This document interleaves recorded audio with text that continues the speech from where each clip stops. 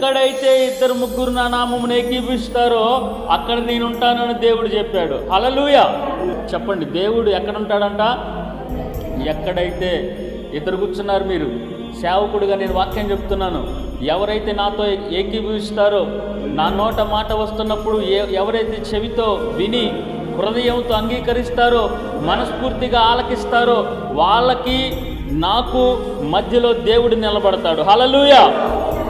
ఎక్కడైతే ఇద్దరు ముగ్గురు ఏకీభవిస్తారో, అందుకే పాట పాడుతున్నప్పుడు నువ్వు ఏకీభవించాలి. నువ్వు ఏకీభవిస్తున్నప్పుడు దేవుడు మన మధ్యలోకి వస్తాడు. మన మధ్యలోకి కాదు, మన సమస్యల మధ్యలోకి వస్తాడు, మన జీవితంలోకి వస్తాడు, మన ఆలోచనలోకి వస్తాడు, మన ఓటమిలోకి వస్తాడు, మన ప్రతి స్పందనలో కూడా దేవుడు ఉండి విజయాన్ని అనుగ్రహిస్తాడు. హల్లెలూయా.